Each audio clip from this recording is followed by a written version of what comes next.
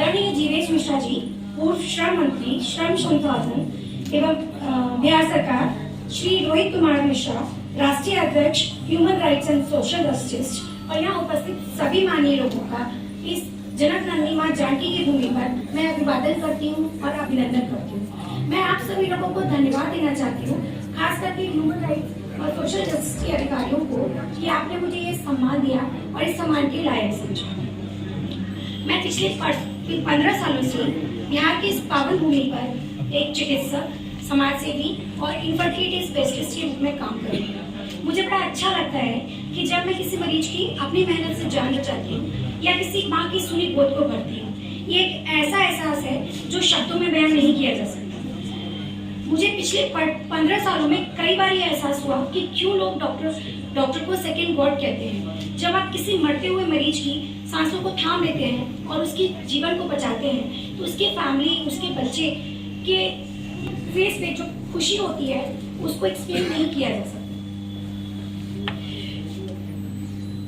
मुझे गर्व है कि भगवान ने इस कठिन कार्य के लिए मुझे चुना। ये कार्य बहुत मुश्किल है, लेकिन मुझे गर्व है, खुशी है कि भगवान ने इस कठिन कार्य के लिए मुझे चुना है।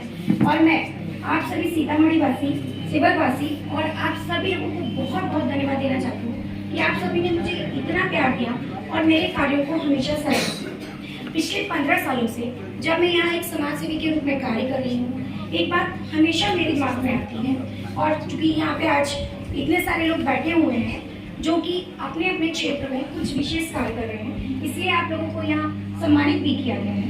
तो आजादी के 76वें साल में जब हम आजादी का स्वर्ण महोत्सव मना रहे हैं, हम सब सारे राज्य, देश के सारे राज्य विकास की दौड़ में आगे जा रहे हैं, फिर हमारा बिहार विकास की दौड़ में पीछे क्यों रह गया? हमारा बिहार जिसका इतना गौरवशाली इतिहास है, जैसा कि अभी हम लोगों ने इस बात पर डिस्कशन भी किया कि इतना गौरवशाली इतिहास, जहाँ पे कि राजा अशोक हुए, जहाँ के कि स्वतंत्र भारत के पहले राष्ट्रपति डॉक्टर राजेंद्र प्रसाद हुए, सिखों के 10वें धर्म गुरु गोविंद सिंह जी हुए, आर्यभट्ट जहाँ से थे, चाणक्य जहाँ से हुए, इतने सारे महान लोग जिस धरती से निकले, वो राज्य विकास की दौड़ में पीछे क्यों रह गए?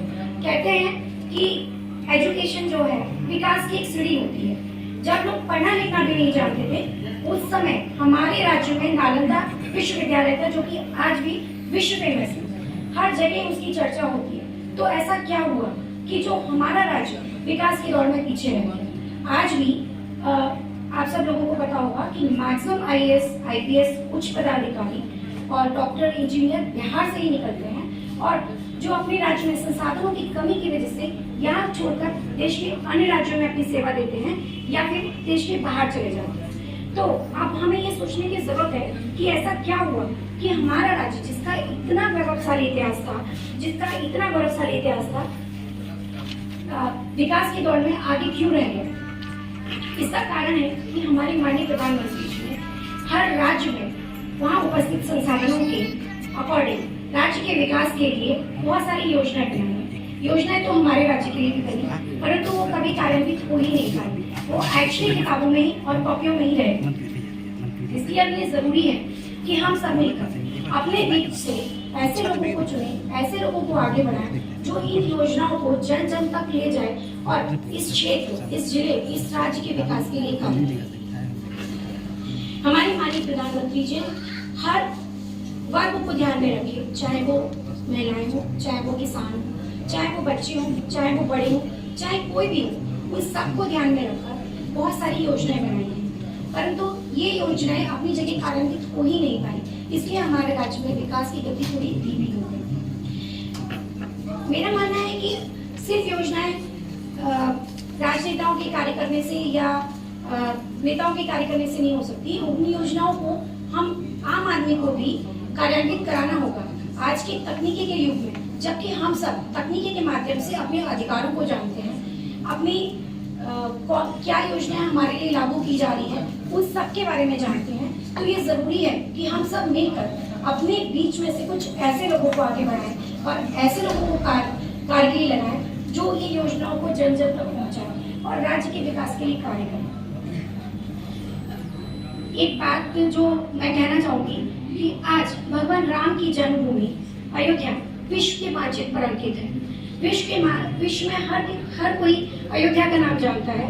और 22 जनवरी पर जो इनॉग्रेशन का डेट भी दिया गया है अभी मध्य के लिए, क्या था, माता सीता की जन्मभूमि को वो स्थान पाने का स्थान नहीं मिलना चाहिए, या उसको विश्व के विरासत का अंकित नहीं होना चाहिए।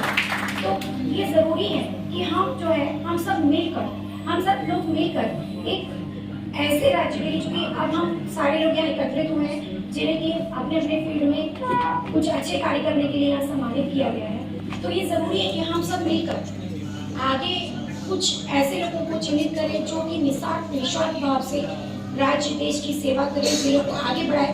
बिहार का हर एक जिला, जैसे कि गुजरात का हर एक जिला विकास का मॉडल प्रस्तुत करता है, क्या बिहार का हर एक जिला विकास का मॉडल नहीं प्रस्तुत करना चाहिए?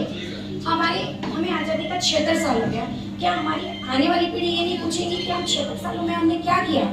तो अब ये जरूरी है कि हम सब मिलकर आगे कार्य करें और राज्य के विकास के लिए, जिले के विकास के लिए, क्षेत्र के विकास के लिए कार्य करें। अंत में मैं आप सभी लोगों को फिर से एक बार धन्यवाद देना चाहती हूँ और धन्यवाद।